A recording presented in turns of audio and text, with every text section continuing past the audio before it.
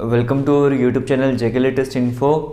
तो यहाँ पर आज के इस लेक्चर की बात करें, आज के इस लेक्चर में हम पार्लियामेंट वाला टॉपिक कवर करने जा रहे हैं। इससे पहले की बात करें हम प्रेसिडेंट वगैरह सब कुछ कवर कर चुके थे, तो वो वीडियोस आपने अभी तक देख ली होंगी। अभी तक जितने भी नोट्स थे वो टेलीग्राम पे प्रोवाइड कर दिए हैं, तो इसके नोट्स पे आपको टेलीग्राम पे मिल जाएंगे, वहाँ पे जाके देख लेना। सब कुछ डेप्थ में पढ़ना होगा पढ़ लेना।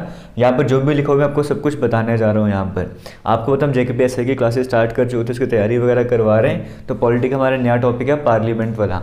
देखो पार्लियामेंट की बात करेंगे, पार्लियामेंट हमारे इंडियन कॉन्स्टिट्यूशन की बात करें आर्टिकल 79 में आता है। अब जब हम पार्लियामेंट की बात करेंगे, पार्लियामेंट 3 पार्ट से बनता है। एक इसमें प्रेसिडेंट आ जाएंगे, पार्लियामेंट समझते संसद की बात करते हैं, जहाँ पे आपको पता है कि वो बहस वगैरह होती है, बिल वगैरह पास करते हैं, वहाँ पे जाते हैं, फिर वो कानून वगैरह बनते हैं साइन वगैरह करके। वो उस पार्लियामेंट की हम जहाँ पे बात करते हैं, वो हम उसके जिसको नहीं पता पार्लियामेंट का तो उसको मैं बता रहा हूँ, थोड़ा आइडिया लगवा रहा हूँ। तो पार्लियामेंट की बात करें 3 पार्ट से बना हुआ, प्रेसिडेंट, काउंसिल ऑफ स्टेट जिसे राज्यसभा कहते हैं, और लोकसभा। यानी कि देखो एक तो प्रेसिडेंट होगा जो साइन करने का काम होता है। हालांकि प्रेसिडेंट जो है इनके बारे में पहले ही पढ़ चुके हैं। हमने किसके बारे में पढ़ना है? राज्यसभा के बारे में और लोकसभा के बारे में। तो पार्लियामेंट में 2 हाउसेस होते हैं, एक होता है राज्यसभा, एक होता है लोकसभा। दोनों अलग अलग हैं, इन दोनों के बारे में हम आज के लेक्चर में पढ़ेंगे। तो पार्लियामेंट का आर्टिकल होता है 79, राज्यसभा का होता है 80, और अगर हम बात करेंगे लोकसभा की, इसका नाम होता है 81। तो यहाँ पे जो राज्यसभा का पहले नाम हुआ करता वो हुआ करता था काउंसिल ऑफ स्टेट्स। जो हम आज के टाइम पे राज्यसभा बोलते हैं वो काउंसिल ऑफ स्टेट्स हुआ करता था। जो आज के टाइम पे लोकसभा बोलते हैं उसको हाउस ऑफ पीपल कहा जाता था। तो 1954 की बात करें, उसके बाद इसके हिंदी नाम आ चुके थे। काउंसिल ऑफ स्टेट्स को राज्यसभा बोलना स्टार्ट कर दिया और हाउस ऑफ पीपल को लोकसभा बोलना स्टार्ट कर दिया। तो राज्यसभा का आर्टिकल देखो 79 पार्लियामेंट है, 80 वाला राज्यसभा है, 81 वाला हमारे पास लोकसभा आ जाता है। और भी कई सारे इंपॉर्टेंट आर्टिकल से जुड़े हुए, वो आपको वहाँ पे जो नोट्स मिलेंगे वहाँ पे जाके देख लेना, इनको कवर कर लेना। ये भी बड़े इंपॉर्टेंट टॉपिक रहता है आर्टिकल्स वाला इसमें से। जैसे हमारे इंडियन कॉन्स्टिट्यूशन की बात करेंगे, एक राज्यसभा एक लोकसभा है। हमको पता है पार्लियामेंट हमने सिस्टम कहाँ से लिया था, वो आप कमेंट सेक्शन में बताओ, हमने बॉर्डर फीचर्स में पढ़ा हुआ है। तो उसी तरह से ब्रिटेन की बात करें, ब्रिटेन में भी सेम है। जैसे हमारे यहाँ पे सबसे बड़े हेड प्रेसिडेंट हैं, तो वहाँ पे क्या हो जाएगा? क्राउन हो जाएगा। वहाँ पे किंग भी हो सकता है, क्वीन भी हो सकता है, कोई भी वहाँ पर हो सकता है। क्राउन के बाद हम बात करेंगे, जैसे हमारे यहाँ पे अपर हाउस है, हमारे यहाँ पे अपर हाउस को राज्यसभा कहा जाता है। वहाँ पे जो अपर हाउस है उसे हाउस ऑफ द लॉर्ड्स कहा जाता है। हमारे यहाँ पे जो लोअर हाउस है उसे लोकसभा कहा जाता है। वहाँ पे जो वहाँ की जो लोकसभा एक तरह से कह सकते हो, उसे हाउस ऑफ द कॉमन कहा जाता है। समझ गए हो? मैं रिलेट करके आपको बता रहा हूँ, क्योंकि यहाँ पे ऐसे क्वेश्चन भी एग्जाम में पूछे जाते हैं। और इसी तरह से यूएसए की बात करेंगे, जैसे हमारे इंडिया का पार्लियामेंट है, वैसे जो यूएसए का है उसको पार्लियामेंट नहीं कहते, यूएसए वाले को कांग्रेस कहा जाता है। तो उसका जो अपर हाउस है उसे सीनेट कहा जाता है, उसका जो लोअर हाउस है उसे हाउस ऑफ रिप्रेजेंटेटिव्स कहा जाता है। अपर हाउस से मेरा मतलब है राज्यसभा और लोअर हाउस से मेरा मतलब है लोकसभा। तो ब्रिटेन में क्या नाम है, यूएसए में क्या नाम है, वो आपको सब कुछ समझ आ गया। अपर हाउस सीनेट है, लोअर हाउस जहाँ पे हाउस ऑफ द रिप्रेजेंटेटिव है। अब हम पहले बात करते हैं लोकसभा की। लोकसभा को लोअर हाउस भी कहा जाता है, और इसे आपको पहले तक इसको हम यहाँ पे हाउस ऑफ द पीपल भी कहते हैं। इसे first chamber of popular house या पॉपुलर हाउस भी कहा जाता है। इस तरह के नाम दिए हुए हैं। ये लोअर हाउस, तो ये जैसे first chamber of popular house या हाउस ऑफ द पीपल क्यों कहा जाता है? क्योंकि लोग यहाँ पे डायरेक्ट इलेक्ट होकर जाते हैं। समझ के, जब इलेक्शंस वगैरह होते हैं तो वहाँ पे डायरेक्ट वोटिंग वगैरह करते हो। लोकसभा के जो इलेक्शंस वगैरह होते हैं डायरेक्ट वोटिंग करते हो, तो डायरेक्ट लोग इलेक्ट होकर जाते हैं, इसलिए हाउस ऑफ द पीपल कहा जाता है। जो अभी प्रेजेंट में लोकसभा का सेशन चल रहा है वो कौन सा है? वो 17th टर्म है। ऐसे एग्जाम में क्वेश्चन बड़ी बार पूछे गए हैं। जो प्रेजेंट में जो अभी चल रहा है, सीजन चल रहा है, सेशन चल रहा है, पार्लियामेंट का सेशन चल रहा है, मेरा मतलब है जो प्रेजेंट में अभी हमारे पास लोकसभा है वो कौन सा वाला टर्म है? वो 17th टर्म है। हमारी लोकसभा की बात करें, सिर्फ प्रिसाइडिंग ऑफिसर हेड कह सकते हैं, वो कौन होते हैं? उनको स्पीकर कहा जाता है। तो जो अभी लोकसभा चल रही है उसके स्पीकर कौन है? इसके स्पीकर हैं ओम बिरला। ठीक है। जो पार्लियामेंट के, अगर हम लोकसभा की बात करेंगे, इसके एक लीडर होते हैं। एक तो बोलते हैं ना वो प्रिसाइडिंग ऑफिसर है जिसको हम स्पीकर बोलते हैं, उसी तरीके से यहाँ पे एक लीडर भी होते हैं। तो यहाँ पे लोकसभा के लीडर है वो कौन है? वो है नरेंद्र मोदी। इतना आपको समझ आ गया। उसके बाद हम यहाँ पे बात करेंगे इसके डिप्टी लीडर कौन है। यहाँ पर लीडर को जो प्राइम मिनिस्टर होंगे वो लीडर हो जाएंगे। तो लोकसभा के लीडर कौन है? नरेंद्र मोदी हैं। ये स्टैटिक वाले क्वेश्चन आपको कवर करने पड़ेंगे। और यहाँ पे डिप्टी लीडर कौन हो जाएंगे लोकसभा के? वो है राजनाथ सिंह। ये सब कुछ याद कर लेना, एग्जाम में क्वेश्चन पूछे जाते हैं यहाँ से कि इसके स्पीकर, हालांकि वो तो बड़ा इजी बन जाएगा। 17th टर्म चल रही है, आपके लिए इंपॉर्टेंट बन जाता है। लीडर कौन है, इसके डिप्टी लीडर कौन है, और लीडर ऑफ अपोजिशन भी होता है। लेकिन यहाँ पे लीडर ऑफ अपोजिशन अभी प्रेजेंट में कोई भी नहीं है, ये वैकेंट है। लोकसभा में लीडर ऑफ अपोजिशन कौन है? अभी कोई भी नहीं है। तो लोकसभा के सेक्रेटरी जनरल प्रेजेंट में कौन है, वो है उत्पाल कुमार सिंह। ये सारे के सारे स्टैटिक जीके वाला टॉपिक आपको याद करना है, इतना पोर्शन कवर करना पड़ेगा। अब देखो मैक्सिमम सीट्स का जो फंडा है ना, आपको मैंने अमेंडमेंट्स करवाए थे, उसमें आपको एक अमेंडमेंट के बारे में बताया था जहाँ पे दो जो पहले एंग्लो इंडियन कम्युनिटी की सीट्स हुआ करती थी लोकसभा में, जहाँ पे वो नॉमिनेशन से आया करते थे, क्योंकि यहाँ पर क्या है सभी के सभी इलेक्ट होते थे, सिर्फ 2 ही बंदों को प्रेसिडेंट नॉमिनेट करके यहाँ पे भेजते थे। सबके डायरेक्ट इलेक्शन होंगे, 2 ऐसे जिनके इलेक्शन नहीं होंगे जो प्रेसिडेंट नॉमिनेट करके भेजा करते थे, वो हुआ करते थे एंग्लो इंडियन कम्युनिटी वाले। अब वो यहाँ से हटा दिए हैं, और उसी के साथ साथ जम्मू कश्मीर जो वो यूटी बन चुका है, लद्दाख भी यूटी बन चुका है। उसके बाद सीट्स में थोड़ा आगे पीछे चेंजेस वगैरह आ गए हैं, वो आपको जो अपडेटेड वर्जन है वो आपको सीखना पड़ेगा। बुक्स की बात करके थोड़ा उसमें अपडेटेड वर्जन नहीं होता, ये आपको ध्यान से समझना पड़ेगा।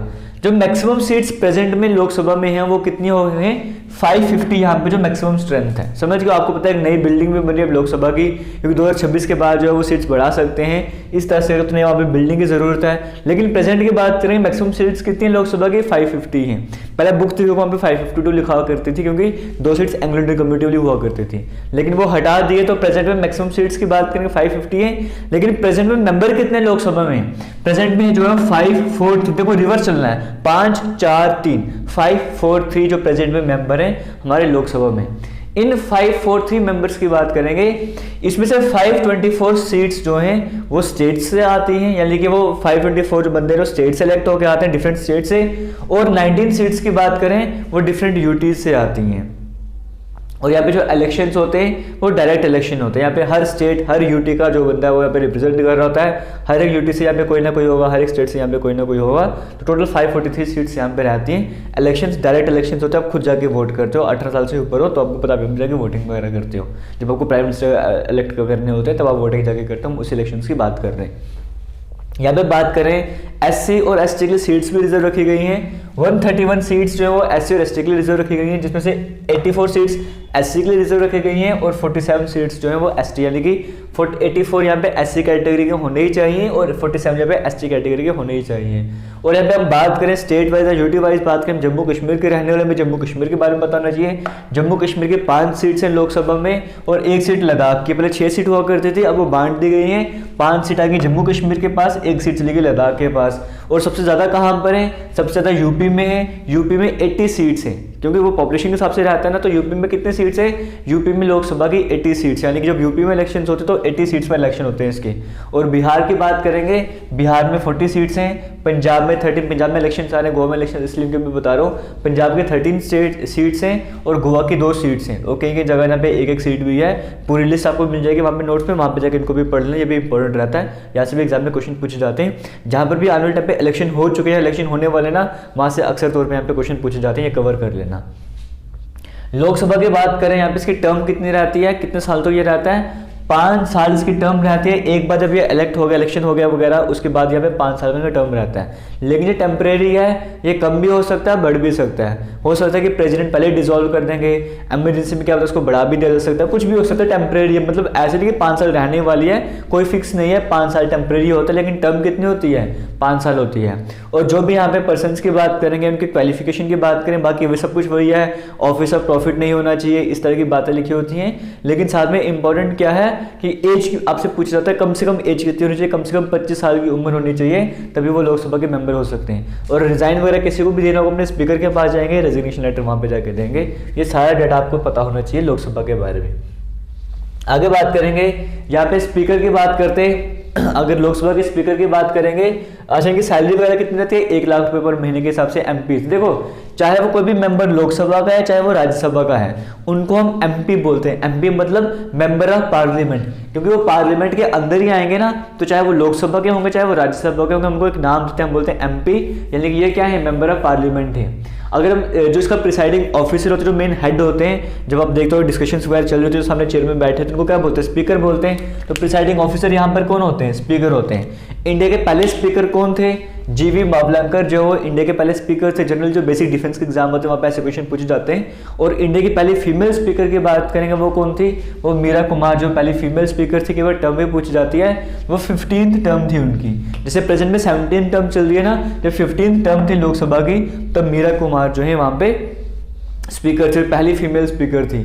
और उसके बाद जब 16 टाइम आया तब सुमित्रा महाजन आ गई, तो ये भी क्या है, ये भी फीमेल ही है, तो ये भी स्पीकर ही है। और अभी जो प्रेजेंट में 17 टर्म चल रहे तो अभी कौन है स्पीकर यहाँ पे, ओम बिरला यहाँ पे स्पीकर हैं। ये जो स्पीकर की बात करेंगे इस पर डिप्टी स्पीकर भी रहते हैं। ये वहाँ के मेंबर्स में से, जो वहाँ के लोकसभा के मेंबर्स हैं ना, उनमें से किसी को अपॉइंट करा जाता है, मतलब उनमें से किसी को चुना जाता है स्पीकर या डिप्टी स्पीकर।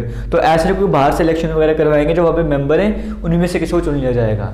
तो स्पीकर को कभी रिजाइन करना होगा तो वो डिप्टी स्पीकर को देंगे, और डिप्टी स्पीकर को रिजाइन करना होगा तो स्पीकर के पास जाएंगे, एक दूसरे के पास जाएंगे, रिजाइन करना होगा। कुछ पावर है इनके पास।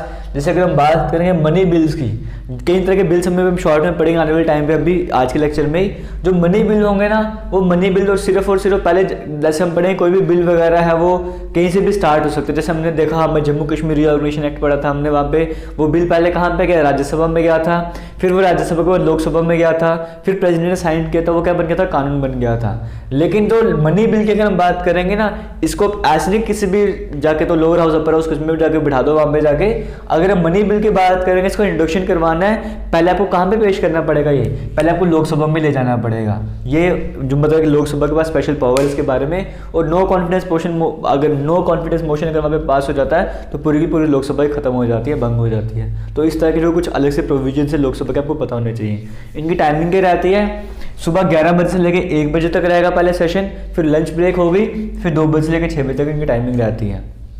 पूरे पार्लियामेंट की बात करें, 3 तरह के सेशन मतलब जब वो अपने काम काज करते हैं, इस तरह से 3 तरह के वहाँ पे सेशन होते हैं, जब बिजनेस और इसको कहा जाता है। कौन से होते हैं, अगर हम सेशंस की बात करें, एक होता है बजट सेशन जो फरवरी से लेकर मई के मंथ में चलता है, एक होता है मानसून सेशन जुलाई से सितंबर तक चलता है, और एक होता है विंटर सेशन नवंबर से मिड दिसंबर तक चलता है। तो 3 तरह के सेशन होते हैं पार्लियामेंट में, ये भी आपको पता होने चाहिए। आगे हम चलते हैं राज्यसभा की बात करते हैं। राज्यसभा को सेकंड चैम्बर भी कहा जाता है, हाउस ऑफ एल्डर्स भी कहा जाता है, और इसे अपर हाउस भी कहा जाता है, क्योंकि यहाँ पे मिनिमम एज 25 साल थी, यहाँ पे 30 साल है, इसलिए हाउस ऑफ एल्डर्स बोल दिया। सेकंड चैम्बर क्यों बोल दिया, फर्स्ट चैम्बर लोकसभा था, सेकंड चैम्बर बोल दिया, और अपर हाउस भी इसे कहा जाता है। जैसे हम बात करेंगे लोकसभा में कहते हैं स्पीकर वगैरह थे, यहाँ पे चेयरमैन होते हैं। वहाँ के स्पीकर कौन थे, ओम बिरला। यहाँ के चेयरमैन कौन है, वेंकैया नायडू। अब वहाँ पे स्पीकर बोला था ना आपको, देखो यहाँ पे मैंने आपको बताया प्रेजेंट में जो हमारे पास यहाँ पर क्या है, जो प्रेजेंट में हमारे पास राज्यसभा है, उसके जो प्रिसाइडिंग ऑफिसर हैं, उसके जो हेड होंगे, उनको क्या बोलेंगे, उनको हम चेयरमैन बोलेंगे। लोकसभा में वो स्पीकर थे, राज्यसभा में वो चेयरमैन हो जाएंगे। तो प्रेजेंट में हमारे चेयरमैन है कौन है राज्यसभा के, वेंकैया नायडू। जो हमारी कंट्री के प्रेसिडेंट वाइस प्रेसिडेंट होंगे वही यहाँ पर क्या होंगे, वही यहाँ पर चेयरमैन हुआ करेंगे। तो प्रेजेंट में कंट्री के वाइस प्रेसिडेंट वेंकैया नायडू, इसका मतलब चेयरमैन भी कौन हो जाएंगे, वेंकैया नायडू हो जाएंगे। डिप्टी चेयरमैन कौन है, हरिवंश नारायण सिंह। मैंने आपको वहाँ पे डिप्टी स्पीकर नहीं बताया, सिर्फ स्पीकर बताया था, क्योंकि वहाँ पे डिप्टी स्पीकर की पोस्ट वैकेंट है, खाली है। यहाँ पर है इसलिए आपको बता रहा हूँ, क्योंकि जब स्पीकर चेयरमैन नहीं होंगे तो वहाँ पर उनकी जगह कौन आएगा, उनकी जगह डिप्टी चेयरमैन आएंगे। तो डिप्टी चेयरमैन कौन है अभी प्रेजेंट में, हरिवंश नारायण सिंह। जैसे अगर चेयरमैन के बारे में आपको बताया, वाइस प्रेसिडेंट के बारे में, वो 6 महीनों की तरफ प्रेसिडेंट की तरफ भी एक्ट कर सकते हैं। अगर ऐसी कंडीशन आ जाती है तो वो यहाँ पे राज्यसभा का कामकाज नहीं संभालेंगे, फिर राज्यसभा का कामकाज इसके पास आ जाएगा, यहाँ पे प्रिसाइडिंग ऑफिसर कौन बन जाएगा, फिर डिप्टी चेयरमैन बन जाएंगे। ठीक है, तो अगर हम बात करेंगे राज्यसभा की, इसके सेक्रेटरी जनरल कौन है, वो है पीसी मोदी। जैसे वहां पे लीडर की बात की थी, वहां पे लीडर कौन थे, नरेंद्र मोदी। अगर राज्यसभा की बात करेंगे तो यहाँ पे लीडर कौन है, यहाँ पे पीयूष गोयल। यहाँ पे डिप्टी लीडर की बात करेंगे, मुख्तार अब्बास नकवी। यहाँ पे लीडर ऑफ अपोजिशन है, यहाँ पे लीडर ऑफ अपोजिशन कौन है, मल्लिका अर्जुन खड़गे। और यहाँ पे डिप्टी लीडर ऑफ अपोजिशन भी है, वो कौन है, आनंद शर्मा। वहां पे सीट वैकेंट है अपोजिशन वाली, क्यों, क्योंकि अब किसको मेजोरिटी है ही नहीं अपोजिशन पार्टी में। लेकिन यहाँ पे लीडर ऑफ अपोजिशन भी है और डिप्टी लीडर ऑफ अपोजिशन में, सारे नाम याद रख लेना। जैसे वहां की मैक्सिमम स्ट्रेंथ आपको बताइए ना 550 हो सकती हैं, यहाँ की मैक्सिमम 250 हो सकती हैं। लेकिन प्रेजेंट में कितने, प्रेजेंट में यहाँ पे 245 मेंबर हैं, जिसमें से 233 तो जो है वो इलेक्ट होके आएंगे। हालांकि आप इनके इलेक्शन पे पार्टिसिपेट नहीं करते, उनके डायरेक्ट इलेक्शंस नहीं होते, लेकिन हाँ 233 इलेक्ट होकर आएंगे। और 12 जो मेंबर हैं इसके वो नॉमिनेट करे जाते हैं, प्रेसिडेंट के द्वारा 12 मेंबर जो हैं वो नॉमिनेट करे जाते हैं। हालांकि आर्टिकल्स में आपको प्रोवाइड करवा दूंगा, लेकिन कमेंट सेक्शन में बताने को, प्रेसिडेंट के बारे में पढ़ चुके हैं हम। कमेंट सेक्शन में बताओ कि जो 12% नॉमिनेट कर जाते हैं प्रेसिडेंट के द्वारा, वो कौन सा आर्टिकल यूज होता है वहाँ पे, उस आर्टिकल का नाम मुझे कमेंट सेक्शन में बता दो, वो कौन सा आर्टिकल है जिसके अकॉर्डिंग प्रेसिडेंट जो 12 मेंबर्स को वहाँ पे नॉमिनेट करते हैं। मतलब उन 12 के इलेक्शंस नहीं होंगे। जैसे सचिन तेंदुलकर की बात करी थी, वो भी आपने देखा होगा राज्यसभा में गए थे। इस तरह से कई सारे और भी वहाँ पे मेंबर्स की बात करेंगे जो पर्सनैलिटीज थी इस तरह की, जो जैसे स्पोर्ट्स की हो गई, म्यूजिक की हो गई, इस साइंस की फील्ड हो गई, इस तरह की फील्ड में जो भी मेंबर होते हैं ना, उनको डायरेक्ट जो प्रेसिडेंट लगता है कि हाँ इस फील्ड के लिए ये ज़रूरी है, तो इनको वहाँ पे जाते हैं, उनको रिप्रेजेंट करेंगे अपनी फील्ड वगैरह को, उनको चुना जाता है वहाँ पे जाके। तो ये जो 12 पर्सन है किसी द्वारा नॉमिनेट करे जाएंगे, इनके इलेक्शन में डायरेक्ट नॉमिनेट कर देंगे। कौन नॉमिनेट कर देंगे? प्रेसिडेंट नॉमिनेट कर देंगे। तो 233 तो हो गए इलेक्ट हो गए, 12 आगे नॉमिनेट हो गए। आगे चलते हैं, जम्मू कश्मीर की बात करें। राज्यसभा में जम्मू कश्मीर की कितनी सीट्स हैं? 4 सीट्स हैं, हम पढ़ चुके हैं रीऑर्गनाइजेशन एक्ट में। सबसे ज़्यादा किसकी है? सबसे ज़्यादा यूपी की हैं। यूपी की कितनी? 31 सीट्स यहाँ पर आती हैं, ठीक है। आगे चलते हैं, इलेक्शंस की बात करेंगे। सिंगल प्रेसिडेंट के इलेक्शन पड़ता है, सिंगल ट्रांसफरेबल वोट, इनका भी सॉरी इनका भी वैसे होता है, सिंगल ट्रांसफरेबल वोट के थ्रू इलेक्शंस होते हैं। लेकिन यहाँ पे स्टेट की बात करेंगे, वहाँ की जो लेजिस्लेटिव असेंबलीज होती है ना, जो आप इलेक्शंस करवाते हो अपनी स्टेट वगैरह में, जहाँ पे आप अपने चीफ मिनिस्टर वगैरह चुनते हो, वो जो इलेक्शन में पार्टिसिपेट करते हो, वहाँ पे जो अपने मेंबर सेलेक्ट किए होते हैं ना, वही जाकर यहाँ पे वोट करते हैं। और यूटी की बात करें, जम्मू कश्मीर, दिल्ली, पुडुचेरी, सिर्फ यहीं पे लेजिस्लेटिव असेंबलीज वगैरह हैं। तो यहाँ के जो भी मेंबर्स होंगे, इलेक्टेड मेंबर्स वगैरह होंगे, वो भी जाके तो वोट करेंगे राज्यसभा के मेंबर्स वो करने के लिए, इलेक्ट करने के लिए, ठीक है। मतलब डायरेक्ट इलेक्शन नहीं होते, लेकिन यहाँ पे इनडायरेक्ट इलेक्शन होते हैं। आपने जिनको चुनना है वो जाके वोटिंग वगैरह करते हैं यहाँ पे। और आगे बात करते हैं हम यहाँ पे, जैसे लोकसभा की टर्म कितनी थी? 5 साल की। तो राज्यसभा की कितनी होती है? राज्यसभा की टर्म 6 साल की होती है। और ये परमानेंट है, ये मतलब डिसॉल्व नहीं होते राज्यसभा की जगह कि ये भी खत्म हो जाएगा। ऐसे अगर ये भी टेम्परेरी तो कभी दोनों खत्म हो गए, फिर तो काम भी खत्म हो जाएगा, है ना। तो ये इसकी टर्म 6 साल की रहती है और ये परमानेंट है, कभी डिसॉल्व नहीं होता। और इसके जो भी मेंबर वगैरह होंगे, बनना है तो कम से कम उम्र कितनी होनी चाहिए? कम से कम एज 30 ईयर्स के पे एज होनी चाहिए। और यहाँ पे जितने भी मेंबर्स हैं ना, इसके 1/3 मेंबर, जितने भी मेंबर हैं राज्यसभा के, उसके 1/3 मेंबर हर 2 साल के बाद रिटायर होते रहते हैं। हर 2 साल के बाद फिर नए नए मेंबर आते जाएंगे। 1/3 मेंबर जो है, जैसे एग्जाम्पल के तौर पर ईजी बनाने 30 मेंबर बोल के चलता हूँ, तो 1/3 कितना हो जाएगा? 10 मेंबर। तो अगर 30 ही मेंबर है, मान के चलो कि 10 मेंबर जो है हर 2 साल के बाद रिटायर होते जाएंगे। लेकिन जितने भी मेंबर, उसके 1/3 मेंबर जो है हर 2 साल के बाद रिटायर होते रहते हैं। इतना आपको कवर करना पड़ेगा। लेकिन याद रखना, डबल मेंबरशिप नहीं चलती है। अगर कोई पर्सन जो है वो लोकसभा का मेंबर है तो राज्यसभा का नहीं हो सकता, या कोई राज्यसभा का तो लोकसभा का नहीं हो सकता। अगर लोकसभा का राज्यसभा का बनने जा रहा है तो उसे एक सीट वैकेंट करनी पड़ेगी। तो यहाँ पे डबल मेंबरशिप नहीं चलती कि मैं लोकसभा का मेंबर भी बन जाऊंगा और राज्यसभा का मेंबर भी बन जाऊंगा। मेंबर्स को रिजाइन करना होगा, चेयरमैन के पास जाएंगे। और यहाँ पे चेयरमैन आपको बताया कौन होते हैं? जो कंट्री के वाइस प्रेसिडेंट होंगे वही चेयरमैन होंगे। लेकिन यहाँ पे आपको बताया था लोकसभा के थोड़ी ज़्यादा पावर है। जब भी ज्वाइंट सिटिंग होगी, ज्वाइंट सिटिंग किसी भी केस में हो सकती है, प्रेसिडेंट बुला सकते हैं, या कोई ऐसा वगैरह बिल है जो पेंडिंग रह चुका है, जहाँ पे कुछ फाइनल डिसीजन नहीं आ रहा, वहाँ पे ज्वाइंट सेशन वगैरह होगा। वहाँ पे जो प्रिसाइडिंग ऑफिसर होंगे कौन होंगे? लोकसभा में तो प्रिसाइडिंग ऑफिसर स्पीकर हो जाएंगे, यहाँ पे राज्यसभा में चेयरमैन हो जाएंगे। लेकिन जब ज्वाइंट सिटिंग चल रही है, ज्वाइंट सेशन चल रहा है, तब प्रिसाइडिंग ऑफिसर कौन होगा? तब हेड कौन होगा? तब यहाँ पे लोकसभा के स्पीकर जो है वो प्रिसाइडिंग ऑफिसर रहेंगे यहाँ पे, ठीक है। तो ये भी पावर है लोकसभा के पास। अगर हम बात करेंगे पहले चेयरमैन कौन थे इसके, अगर हम बात करेंगे राज्यसभा के, तो डॉक्टर एस राधाकृष्णन जो थे वो पहले चेयरमैन थे किसके? राज्यसभा के। और अगर हम बात करेंगे, कुछ टर्म्स आते हैं पार्लियामेंट में, आपको समझना जरूरी बन जाता है। जैसे क्वेश्चन आवर की बात करेंगे, क्वेश्चन आवर किसे कहते हैं? देखो, क्वेश्चन आवर का जो टाइम है वो 11 से लेकर 12 बजे तक चलता है। जो पहला आवर होता है, आपको टाइमिंग बताई थी ना, जो 11 से लेकर 12 बजे तक पहला घंटा होता है, 1 आवर होता है, इस टाइम को क्वेश्चन आवर कहा जाता है। इसमें कई तरह के क्वेश्चन बनते हैं, ठीक है। क्वेश्चन आंसर सेशन आप कह सकते हो, इसमें क्वेश्चन पूछ जाते हैं, उनके आंसर्स मिलते हैं। 3 तरह के क्वेश्चन होंगे। कुछ स्टेट क्वेश्चन, स्टेट क्वेश्चन में क्या रहता है? ओरल टाइप का होता है। देखो यहाँ पे जो भी काम कर रहे हैं ना, इस क्वेश्चन आवर में आपको 10 दिन पहले नोटिस देना होता है कि हमने ये वाले क्वेश्चन पूछने, इस पर हमें बहस वगैरह करनी है, तो हमें जरूरी क्वेश्चन बन जाते हैं, इन टॉपिक्स पर डिस्कशन वगैरह करनी है, समझ गए? वो पहले 10 दिन पहले बता दिए जाएंगे। अगर हम स्टेट क्वेश्चन होंगे, इसमें क्या होगा? जैसे मैं हूँ, मैं जो पार्टी अभी प्रेजेंट में है, जैसे बीजेपी है, तो मैं उनसे कोई क्वेश्चन पूछना चाहूंगा, तो मैं डायरेक्ट उनसे ओरली क्वेश्चन पूछूंगा। एक बंदा एक ही क्वेश्चन पूछेगा एक टाइम पे, ठीक है। एक दिन में एक बंदा एक ही क्वेश्चन पूछेगा। मैं बोलूँगा बताओ भाई कि वो जो आपने बोला था कि ये नहीं किया, या क्रिप्टो करेंसी पे लाने वाले थे, उसको क्या आपने किसके बारे में सोचा? तो मैं ओरली क्वेश्चन पूछूंगा, तो वहां से मुझे ओरली आंसर भी मिल जाएगा। तो सीधा सीधा ओरली यहाँ पे काम चलने वाला है। योगा स्टेट क्वेश्चन का फंडा। एक अनस्टेड क्या होता है, इसमें क्या होता है? यहाँ पे भी 10 दिन पहले काम होता है, लेकिन यहाँ पे रिटर्न में देना पड़ता है। जैसे आपको कुछ भी काम वगैरह करना है, कुछ भी पूछना चाहते हो, ऑरली पूछोगे, सीधा राइटिंग में लिख दोगे कि हमें इसका जवाब चाहिए, तो जो आगे मिनिस्टर्स बैठे होंगे वो भी आपको रिटर्न में आंसर दे देंगे। यानी कि यहाँ पे किसका खेल हो रहा है? रिटर्न का खेल। कोई क्वेश्चन पूछने नहीं जा रहा है, डायरेक्टली रिटर्न फॉर्मेट सब कुछ आ रहा है। ये अनस्टेड क्वेश्चन हो गए। ये एक दिन में 230 के करीब यानी कितने क्वेश्चन पूछ सकते हो अब इसके आराम से, इसकी इतना वो रहता है। और तीसरे टाइप का क्वेश्चन होता है short notice question. Short notice में क्या हो जाता है? यहाँ पे आपको 10 दिन में टाइम नहीं देना पड़ता है पहले कि हम ये क्वेश्चन डिस्कस करने वाले हैं, 10 दिन पहले नहीं बताना होता है। ये इसलिए रखा होता है कि कोई ज़रूरी एमरजेंसी पड़ गई, कुछ ऐसी कंडीशन आ गई है जहाँ पे आपको जल्दी से जल्दी पूछना है, वहाँ पे डिस्कशन करनी है, तो 10 दिन से कम समय में आप जो अगर 8 दिन का नोटिस भी दे सकते हो, 7 दिन पहले भी बोल सकते हो मुझे इस पर डिस्कशन वगैरह करनी है, ज़रूरी है, तो आप वो डिस्कशन वगैरह कर सकते हो, वो आ जाएगा शॉर्ट नोटिस क्वेश्चन वगैरह। तो क्वेश्चन आवर में ये सब कुछ आता है। एक आता है 0 आवर, 0 आवर जो है जैसे क्वेश्चन आवर खत्म होगा फिर आपका 0 आवर स्टार्ट हो जाता है, इसका टाइम पीरियड रहता है 12 से लेकर 1 बजे तक, फिर लंच हो जाएगा।